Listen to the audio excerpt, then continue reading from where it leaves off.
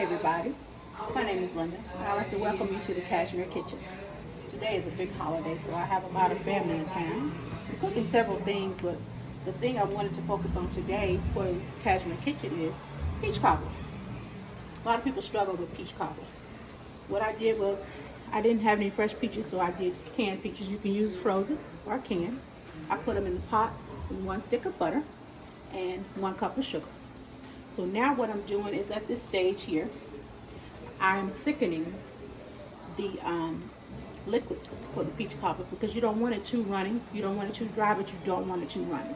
And so what I've added in this measuring cup here is a little bit of flour, cinnamon, which is your seasoning for your peach cobbler, and a little bit of sugar.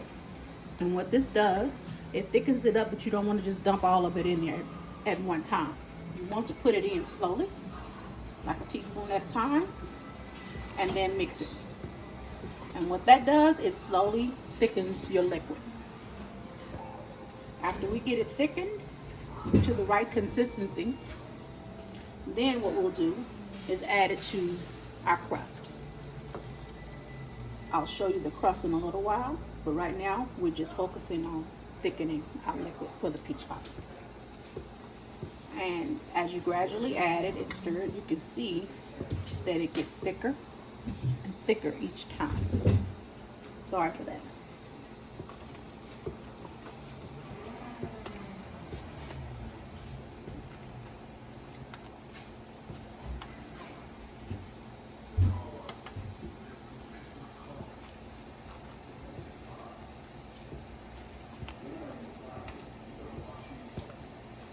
Not only are you thickening, but you're also seasoning it. And you don't want a bland peach cobbler, so you do want to put like a cinnamon or either an allspice or pumpkin pie season. You got to put, you have to season it, because if you don't, it'll just taste like bland peaches and sugar. You want to make sure that it has some cinnamon in it. You don't have cinnamon, like I said, you can use allspice, or you can use pumpkin pie seasoning. You can use a little bit of nutmeg, which is very strong, so if you use some nutmeg, please make it very little.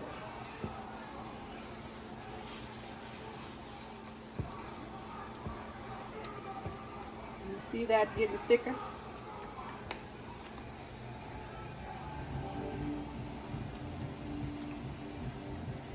See that juice? The liquid in there is just getting thicker and thicker. And you don't want to rush it. You want to take your time. This is not something that you just rush through. So if you're in a hurry, you may need to make something else. But if you have time and you want a good peach cobbler, just take your time, add your thickener to it slowly, stir it in, and it will slowly thicken up for you.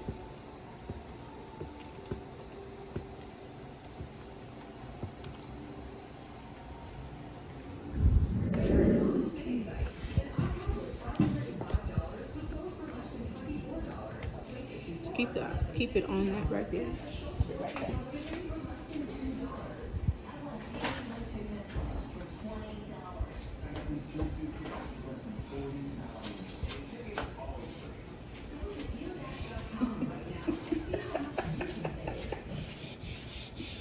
Okay, so we're going to get the rolling pin out. And we're going to roll this crust. You can make homemade crust, but today we're using just a store-bought crust. Because we're cooking so many things, you want to make sure you save some of your energy. So I didn't want to wear myself out today, so there's some good store-bought crust. And that's what we use.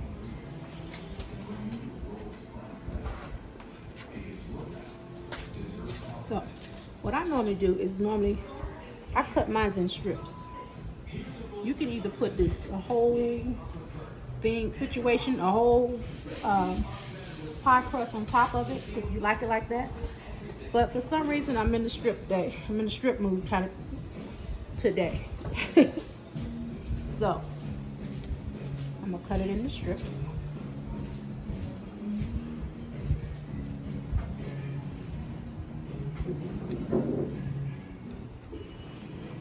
You want to to try to get them uniform. If they're not uniform, it's okay. And the only reason why you really want to try to get them uniform, it'll look better, but you want them to cook at the same time. So they'll be ready, they'll be done at the same time.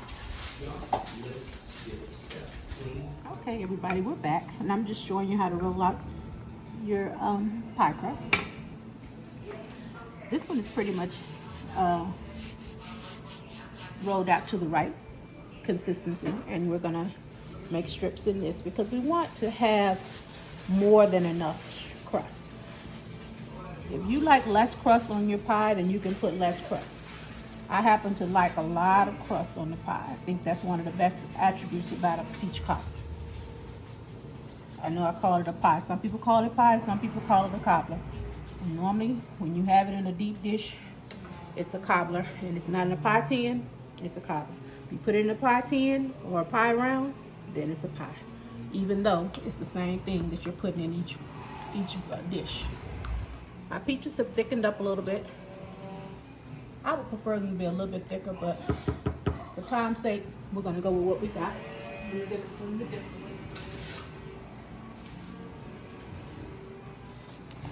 So you're not gonna add all of this liquid in there.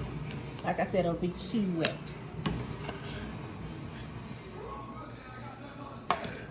So we're gonna dip some out, and there's always gonna be liquid that come with your peaches. So you're gonna have a lot of liquid.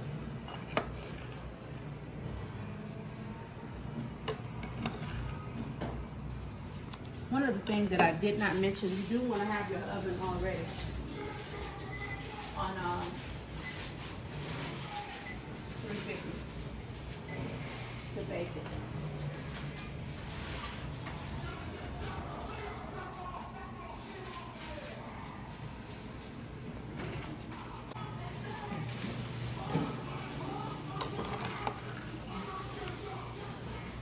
I know you can hear all this background. Please ignore it, you guys.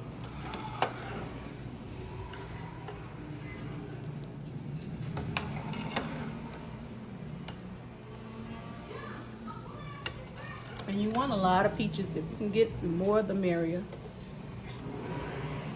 This right here is about 2 of your 16-ounce cans of peaches. Like I say, if you don't have canned peaches, if you have frozen, you can get frozen.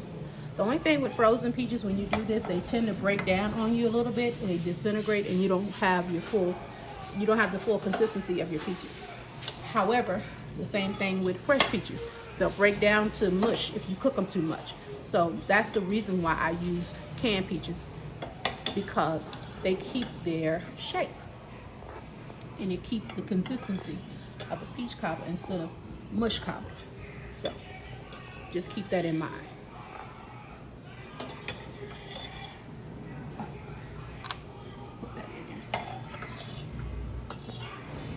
And I believe we got them all. So we'll discard that. Now, for our crust, you can lay them as a lattice. You can lay them whichever way you want to lay them. Sure, there's no wrong or right way. It's just what you prefer.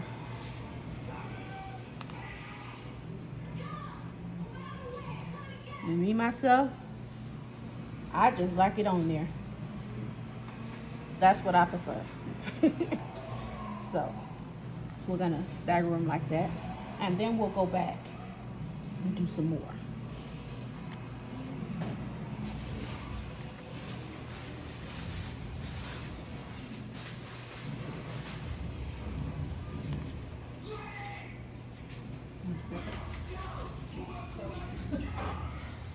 Shorter pieces. Longer pieces here.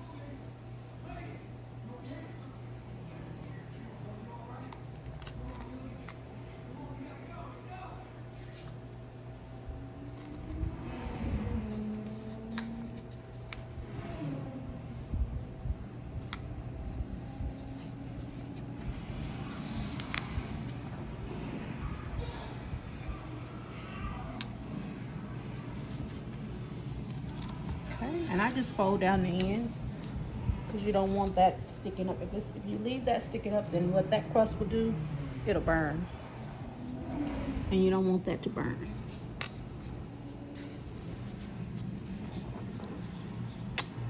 Now, one of the things that I see that I like to correct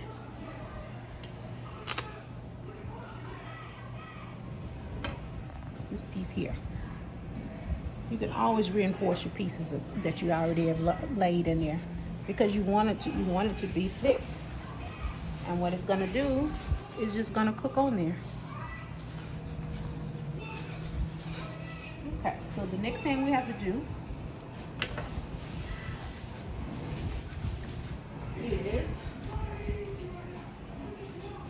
an egg wash. It's an egg, nothing special, and maybe a teaspoon, half a teaspoon of water. And this is your egg wash. And what this egg wash is going to do, you're going to put it on the top of your crust. And what it's going to do is going to give you that golden brown look. It's going to look just brown and golden. This is what helps give your crust its color.